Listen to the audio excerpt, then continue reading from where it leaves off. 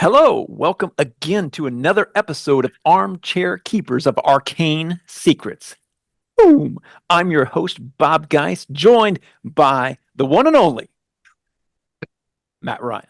I'm Matt Ryan. Yes. I'm excited because Bob and I haven't done one of these in a couple of weeks. We did our special Super Duper Paul Fricker show 2 weeks ago.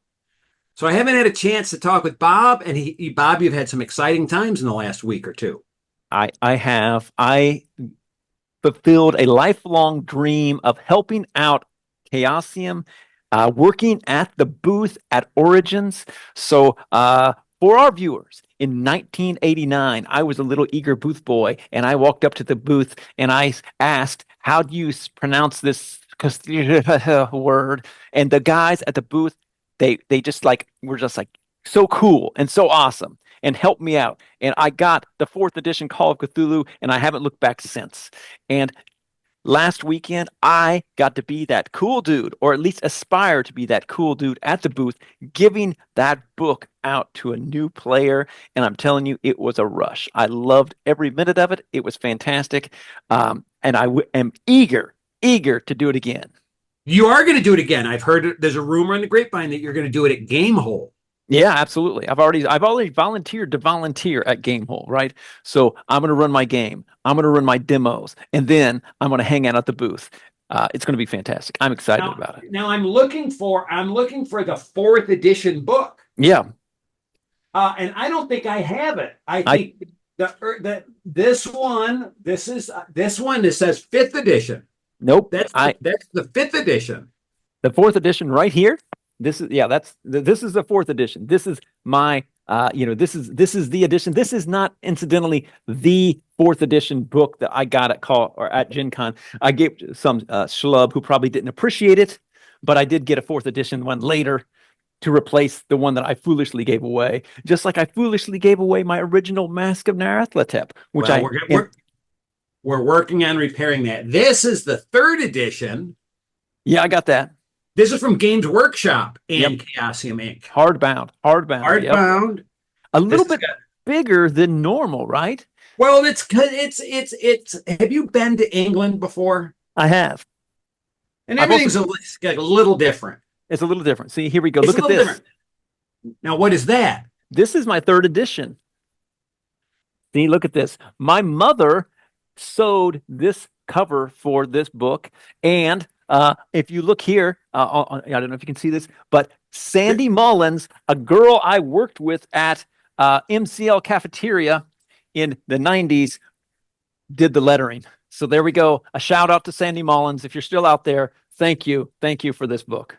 And a shout out to your mom. What's your mom's first name? My mother's first name is Beulah. She hated her first name, and so she would be embarrassed to have it out on social media. Well, okay, then we'll. But this is what it's like hanging out with us, folks. Bob and I are off on a tangent. None of this shit's scripted. We just But it's start real. going through our It's shit. real. Oh, I hope the folks at home enjoy this. I know I enjoy it. We're making pins. Am I letting the cat out of the bag? We're going to make Arcane Keepers armchair. What the hell are we? Armchair Keepers of Arcane Secret pins. Yes, that's right. That's right. And we may have them soon. And if you meet one of us in person in one of the nefarious places that we hang out, we may give you one. We are going to make pins. This is something I'm registering this now that we're making pins. Wow. Okay. I thought we were making like little postcards, but we're making those. We got so much stuff to do. And speaking of stuff to do, on my to-do list is prepping my investigators in Masks of Nyarlathotep to move from the England chapter to China. That's going to be interesting. Are you going to let them go? Are you going to let them go to China? Or are you going to try to waylay them there? Port Said, Cairo. Nice. So here's what I've done. I looked at the I can't say enough about all of the helpful information that have been included in these books about how to link the various bits together. I know that you and I talk about how it's It's a task to run this puppy Yep, yep, yep. because there are so many options. But Mike and Paul and Lynn and team really worked hard to help readers link all the different pieces together. So what I did is I read the beginning of the China chapter, which tells me how someone coming from England would get Yep. there. And then on the fantastic world map provided by our chums, Sean and Andrew, Look I at don't know if that. you can see that. I plotted it out. I took my little red pencil. So once my team realized that they've got to go to Port Said, am I saying that correctly? I Once don't they've know. got to I go think so. there, and that Cairo is just like a half-day train ride up the river, they thought, Yep. well, maybe we could go to Cairo. I think you definitely. There should be a boat problem, something to delay them. Yeah. Well, they're on like they're just going to be on like a cargo ship or some Yep. kind of multi-purpose ship, and the ship's going to be there for X amount of days, and I'm going to tell them that it is X amount of days so Yep. that there's enough time for you to go explore and not have to worry about connecting That's or grabbing your connecting ship. that's a great strategy because people, they function in the space of even in a fictional world. Oh my gosh, I don't want to miss my flight. I don't want to miss my connecting boat trip. Now, That's a great idea. the other thing I could do is say it's going to be there for look because this worked well in Hoto Hmm. or in footnote horror on the Orient Express. We all abbreviate Hoto. It worked well when they would go to Milan, for example, and know that they had 4 days before their next connecting train. Yeah. So they Yeah. so I don't know if I'm maybe I'll just give them a big number. The ship's going to be here for a week, but what I want to do is convey to them that they have enough time to root around and explore. Yep. Yep. No, that's a great And idea. and to help them, I've gone back through the mountain of clues they've already received, and I've Mhm. pulled out the pertinent ones. And I'm going to put the pertinent ones right in front of them. I really feel like London was so kind of like slap happy in a way. Yeah. We go around, they went around and they talked to all of the NPCs and like, hi, this is who we are and this is where we're staying kind Yes, of of thing. course. And it was hard. I felt, which just a feeling may not be Hmm. a fact, but the feeling I had running it is it was hard to focus that up. Yeah, I mean, I don't know. It's tricky. I mean, I personally am cruel. I'm a cruel man, right? So I don't spoon feed my players like that. However, what the cost of that is time, and so it makes it more difficult. So that's the reason you dare to accuse me of dithering? Dithering? Well, I turn that around on you, my friend, and say that you are spoon feeding your investigators with a little baby spoon in their mouth. Beep, beep, beep, Yeah, beep. now it's a fair cop. I mean, I'm what I'm trying to do. I am of the feeling that less is more. Here's an interesting aside. We're right here, and folks, we're just blabbing. Here's an interesting aside. And this came up when I rewatched our interview with Paul. I think that there are a lot of gaming groups that are kind of a core group of friends, and they have a pattern of playing together, and there's no end in sight, and they just meet every X amount of days, Yeah. and play. Hmm. So that because I've read different threads on the various social media where people will take masks and add even more to it. And I think, gads, why would you add even more to this motherfucker? Yeah, I agree with you on that. I mean, some people what were they saying? I heard when I was at Origin, somebody said that what they were doing was going to run Orient Express in the middle of masks. Wow. I know that was it's like, okay, that sounds like making a Reese's peanut butter cup. But I thought about the early days of RPG though, and I Yeah, thought, one of the things that like with early the other big role-playing game, I don't know if I want to say Dungeons and Dragons or not, but with that thing, like there was never ever really an end. for sure. Your characters grow and grow and grow and got more hit points and more hit points, and there's no termination to the thing.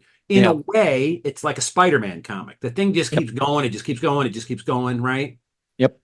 And I don't play that way because No. I've got so many friends in the area. both that are gamers or are interested enough in gaming to play with me, Yep. that everything is kind of finite. There's going to be a beginning, there's going to be an end, and those Yeah. characters are going to end with that campaign. No, I'm there. I'm right there with you. I mean, again, even at my home group, and we have been gaming together forever, we never look at, or it's very rare that we have ongoing characters, right, that drop in from one thing to another.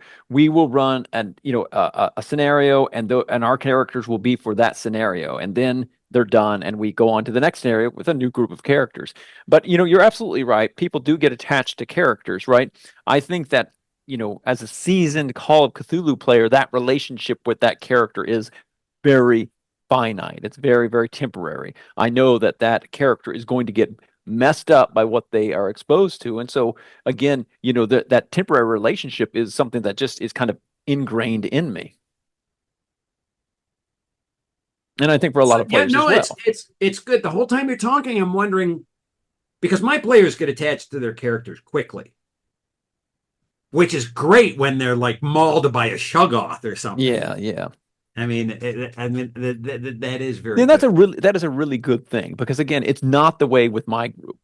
My group is, they are jaded people, right? And they are used to their characters getting chewed up, right? And even the young guy who's joined the group still has that same sort of mentality, right? He's been beaten down enough by the terrible things that I do to characters that he doesn't get attached, right? Again, they know they're going to get mangled. But my D&D group that I play with my buds from high school, those guys are very attached to their characters, and when I mangle their characters, they're sad. Still Is do that it a though. different group? Do you have crossover? No, well, only one. Well, no, actually, no crossover with my mask group, but with my regular home group, yeah, there's some crossover. There's some crossover. Boy, are we tangential today. Back to China. Not China. It's not really China. It's really Cairo. Is where my players are headed. So I've read, you're going to be proud of me, Bob. I've read the chapter. Fantastic, it's a great start. So now today and tomorrow, I've got to really nail down and figure out what they're going to do and where they're going to go. And as you know, on the first session in a new chapter, there's sort of you don't know what they're going to do. Yeah, yeah, they're very lost. You know what direction they're going to go in. And back to the spoon feeding comment, which I will think about for days now that you mentioned that.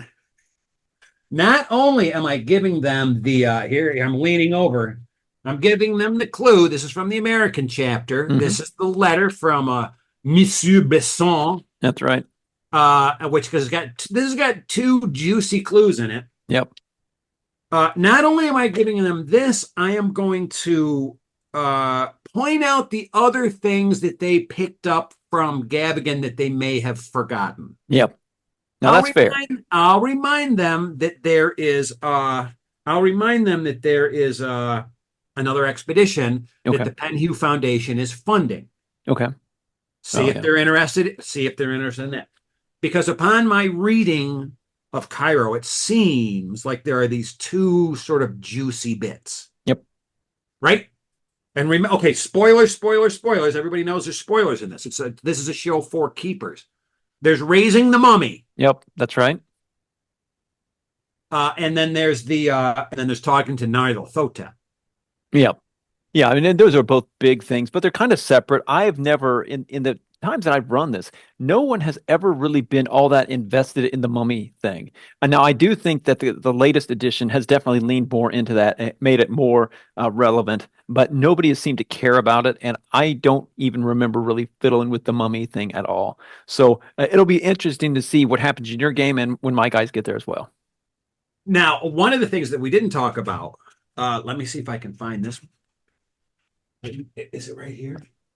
As I wander through the studio here. One of the reasons we're not going to skip Cairo is because you and I dropped some money on a big ass prop. That's right. I'm not.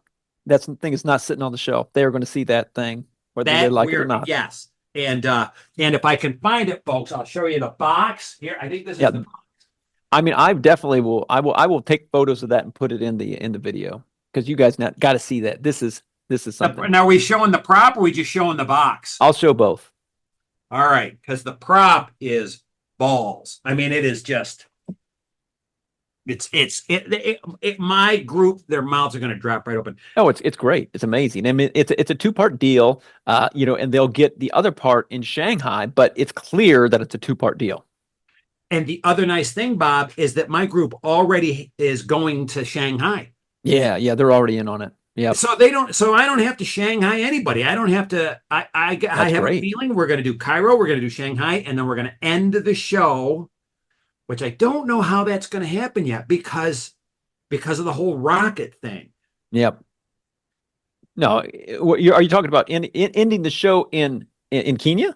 in Kenya, Yeah, which for is sure. that's the Geist method. Is the That show ends in Kenya with the resurrection of the son of Nyarlathotep, not the resurrection, the birth of the son of Nyarlathotep. Yep. No, again, that's the way to do it. That's the way I envision it happening. That's when I've never felt as good about the ending as I did when I did that last time. It really felt like this is an ending to the Mask of Nyarlathotep campaign, right? I love Shanghai, the Art Deco rocket blowing, and again, there's a volcano. Okay, think about it. You got an Art Deco robot, you got a volcano, and you get to combine the two and make it a huge explosion. Really, those are things that gamers love: rockets, volcanoes, and explosions. There's a giant Wow. robot. If there was a giant robot, that would only be something extra. There is no giant robot, but hey, there's an explosion, a really big explosion. Uh, uh, uh, uh. That's cool. Folks may be gathering that I haven't quite finished the Shanghai chapter, You don't have to show your or if hand. I read any of the Kenya chapter.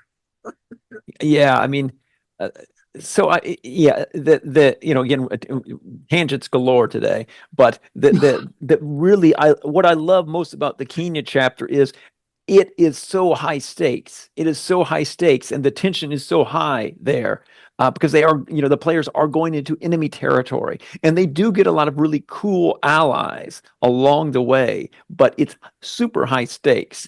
And I feel that, they've been, again, they dance around London like they're on a tourist vacation, and it gets a little bit more intense. But I really feel that the tone in Kenya is so threatening that going from there to Shanghai always felt like a departure from that. I just think that it's I mean, there's just a lot going on in Kenya that really makes it the culmination of the campaign.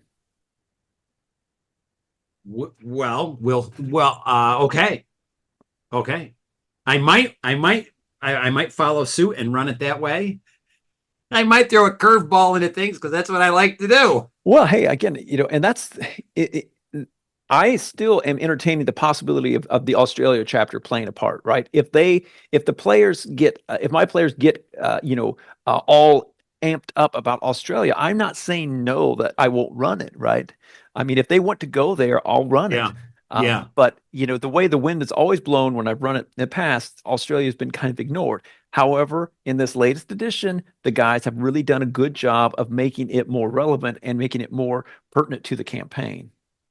Can the investigators find out that Houston is still alive in Australia?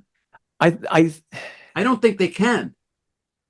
I don't think they do. I don't think they will until no. Again, I still think that Kenya is the ultimate end of the game, right? Even if they go to Australia, it's icing on the cake. I would say, I'm not sure exactly how it would happen, but Kenya would still be where they would end up. Um, I could see them going from Shanghai to Australia to Kenya, or from Australia to Shanghai to Kenya. But again, I will not let them go from Egypt to Kenya, right?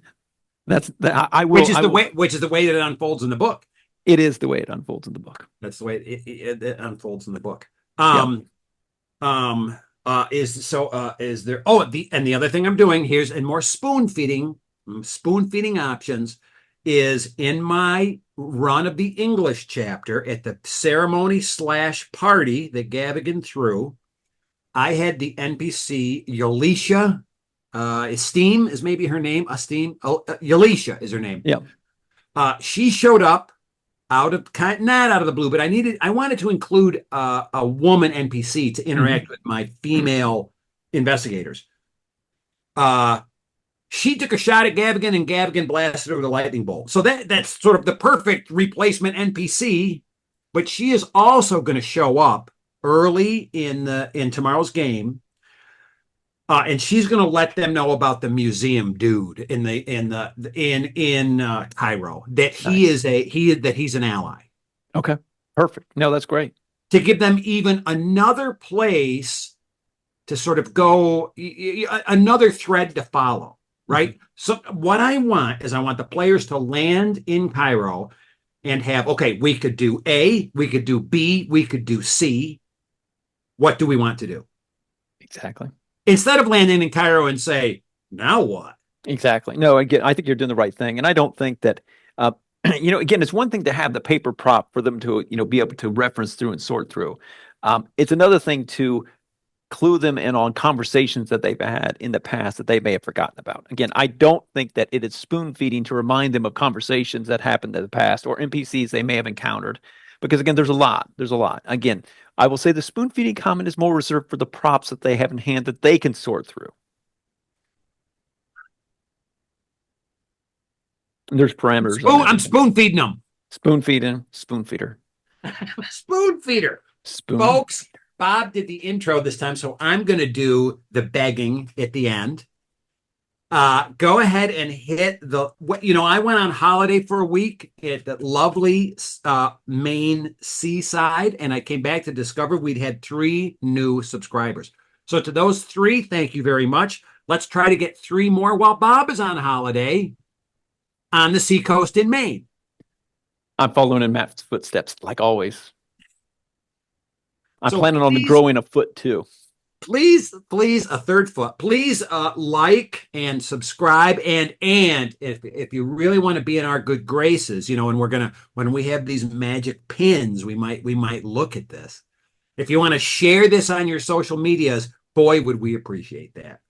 Thanks for coming along for the ride, and we will see you soon. Bob, you're a good man. Thank you, sir. You are as well.